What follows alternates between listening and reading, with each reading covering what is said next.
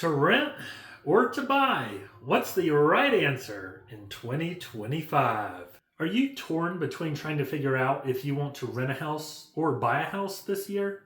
In today's video, we are going to break down the pros and cons of home ownership versus renting, what would make for a better situation depending on what you currently have going on in your life. With interest rates getting higher and higher, it's really hard to figure out what's the best choice.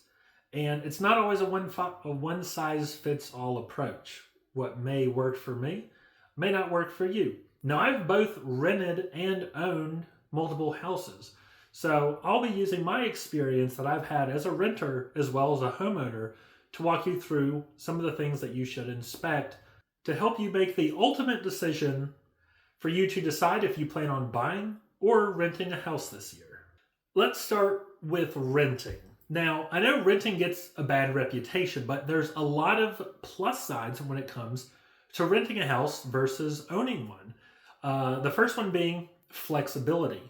If you are taking a new job or moving somewhere you've never been before, you might not know exactly where you want to live. So renting gives you the ability to rent a house for a year or two while you look around for the area that you want to live in permanently. It also gives you more time to buy. If you just straight up move to another city and you're like, well, I want to buy a house, you could very much end up buying a house in the neighborhood that you don't like or that's further away from your job. So renting gives you that extra flexibility of being just to up and move whenever you need to, as well as giving you time to find a place that you really want. Another great thing about renting is that there's a lower upfront cost. Now, with buying a house, you need anywhere from 3 to 20%, maybe even 25% as a down payment. You also have closing costs, which can be $10,000. The average home value, I want to say in America, is somewhere around $400,000 right now. So even 3% of $400,000 is really a lot. So the good thing about renting is, yeah, you might need the first month and last month up front in rent, but compared to how much money you need to actually buy a house, renting is hands down the better option if you do not have a ton of money to put in a down payment. And finally, the thing that I love most about renting is that you have no maintenance cost. If something breaks, the air conditioning doesn't work, the heat quits working, the dishwasher broke, the stove won't turn on, you call your landlord and say, hey, I need you to come fix this. They'll send somebody out and fix it, no problem at all. It doesn't cost you anything. And you end up, most of the time, either getting something brand new or something that's broken repaired. When I was renting a house, there was a time where the air conditioning quit working. It was probably 95 degrees outside in the middle of the summertime in North Carolina, and that was super hot. Called the landlord. I said, hey, my air conditioning's not working. Can you send someone out? They're like, sure, we'll have someone out shortly. A couple hours later, someone came out. They were able to fix it, and it was great because they were like, all right, you're good to go. And then they just leave. There's no bill. There's no, okay, that's going to be $1,000, or we're going to need to replace that air conditioning unit, and that's going to be $10,000. It was a simple fix of, yep, we just did this, and here you go, and we'll send the bill to the landlord. So if you're not wanting to have maintenance costs, if you don't want to have to run into issues, like if there's a issue with the foundation of the house or something major, mold in the walls, when you're renting, you don't have to pay for any of that. That is 100% on the landlord to fix, which is fantastic. If you're looking for maintenance free, renting hands down is the only way to go.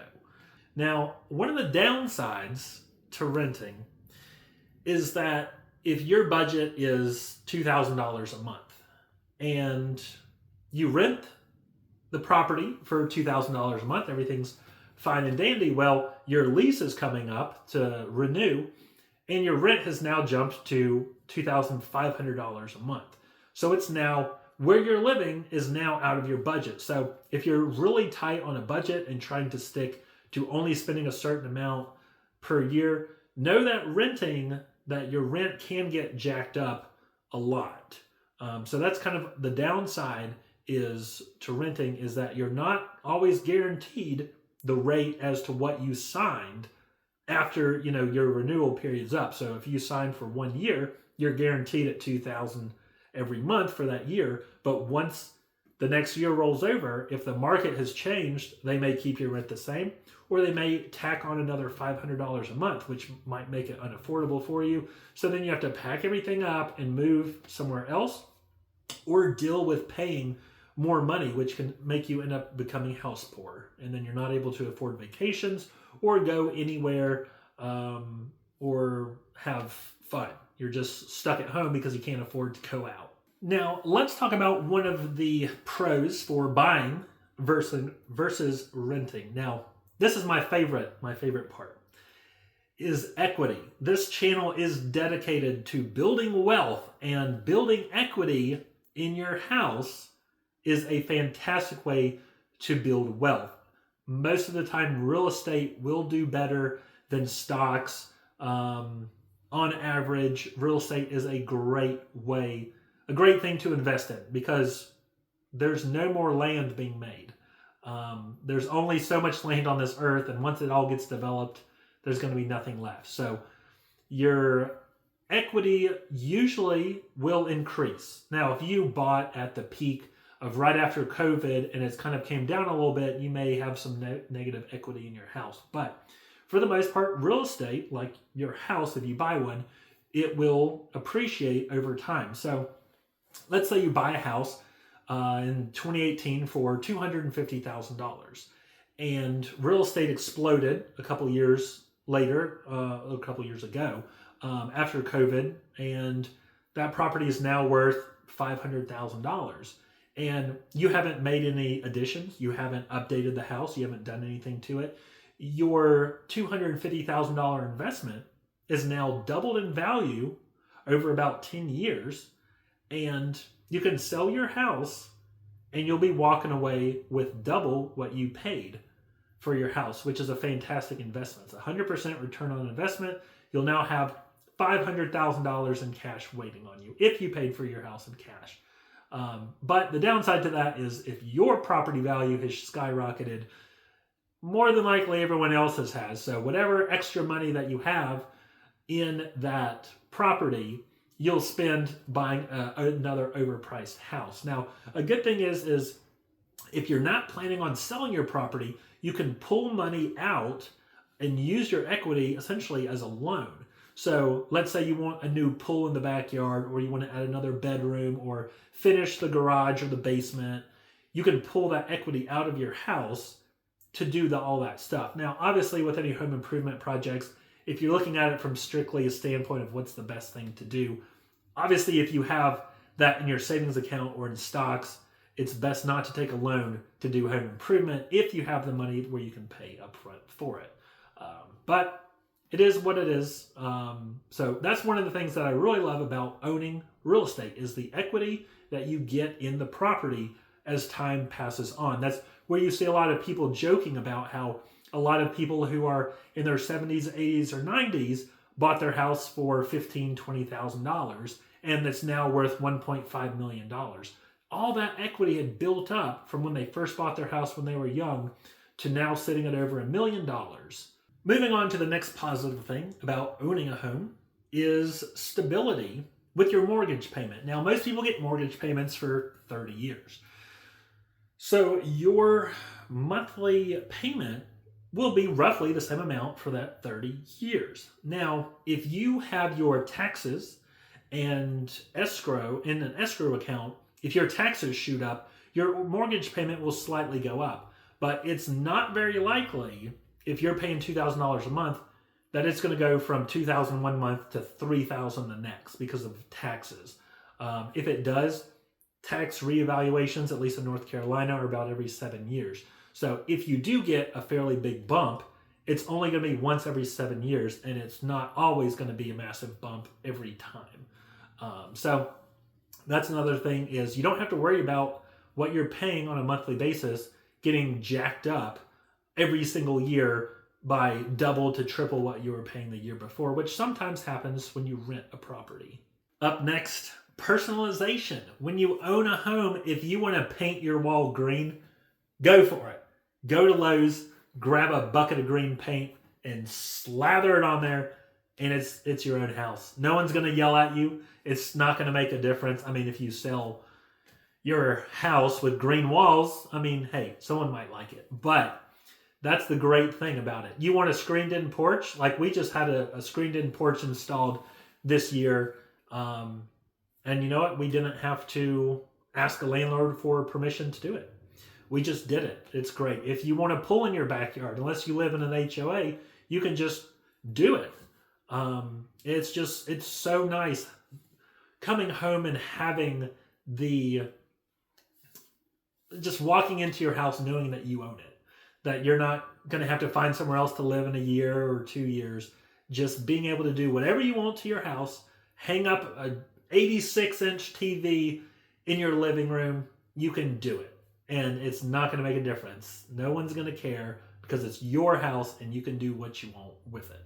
Now, let's talk about the downsides to home ownership, because it's not all rainbows and butterflies, unfortunately, even though I wish it was. So the biggest issue you run into with home ownership is maintenance. Maintenance. And if something goes wrong, you have to pay for it. It's coming out of your pocket. Your air conditioning broke because it's 20 years old and needs replaced. That could be $10,000. Oh, let's say your dishwasher gets clogged up and floods the floor. If you don't have adequate homeowner's insurance, you may be stuck paying that bill. Let's say there's like a leaky pipe in the wall, and now there's a bunch of mold inside your house. Guess who's stuck paying that bill if you don't have good insurance? Now, you also run into other issues, like if you have foundation issues because your house is older and it's settling, or it's a brand new house and it just wasn't built right because it was built by a terrible builder, because there are a lot of those out there. Not going to name any names, but I mean, there's some pretty big ones out there that do a really bad job at building houses. If your foundation starts falling apart and your house is out of warranty, insurance isn't going to cover a foundation issue. Those are very expensive.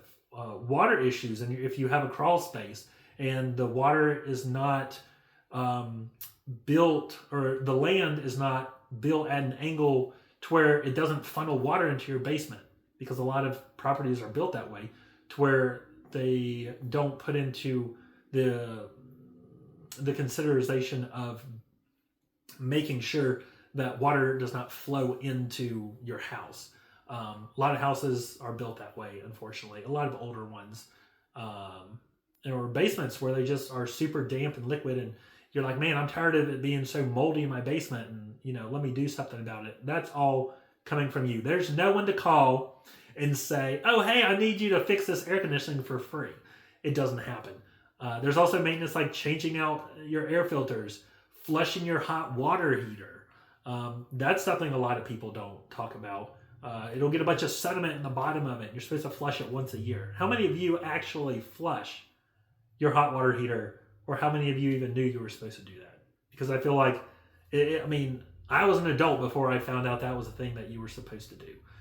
So there's a lot of home ownership responsibilities that you may overlook until something bad happens because you didn't have the proper maintenance, like changing out the air filters in your home every 6 months or 3 months or whatever filter that you have.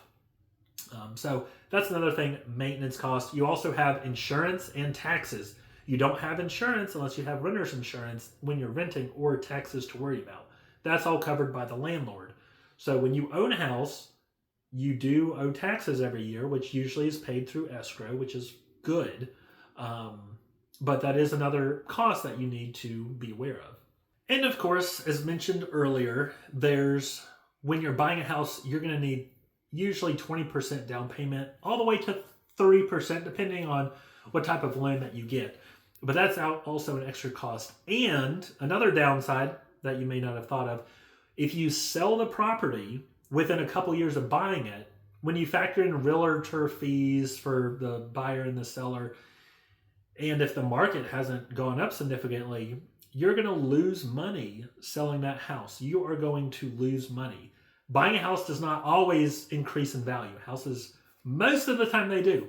But over time, the longer you hold a property, the more money you make. Same with the stock market. The more money you have in the stock market, the more it grows.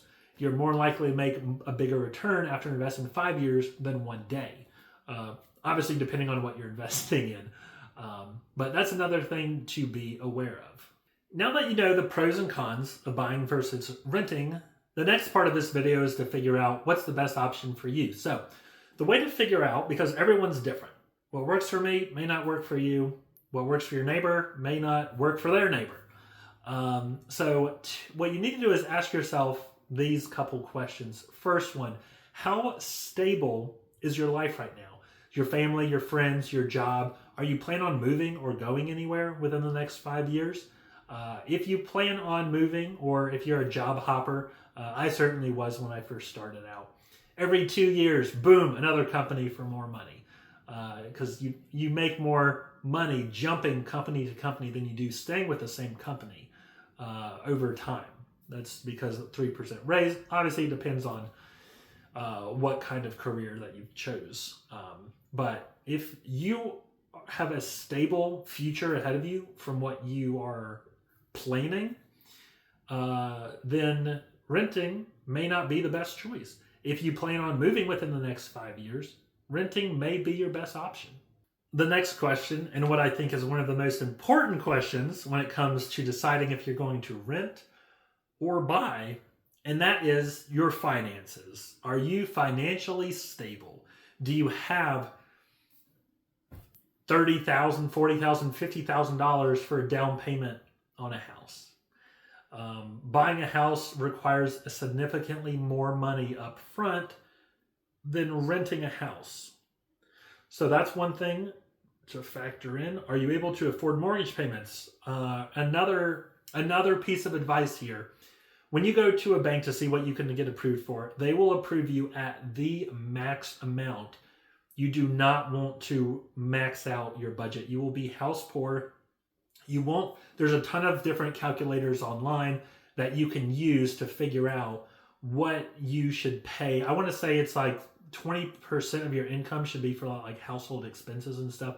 Now, I know for some of you that may not be possible. If you're making, $10 an hour, you're not going to be able to buy a house or rent a house for a very, $500 a month, like not in a safe area. It's just probably not feasible.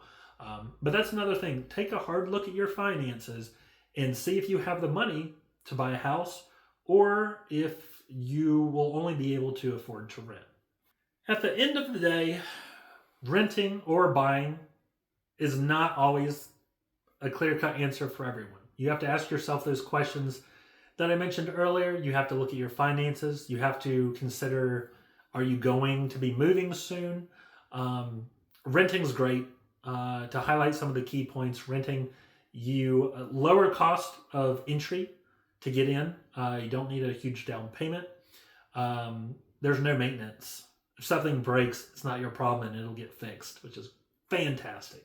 That's my favorite part about renting.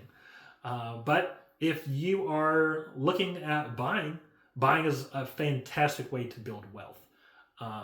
If you plan on staying in the house a while and you get a good deal on it, because home prices are negotiable, I would never recommend paying asking price for a property.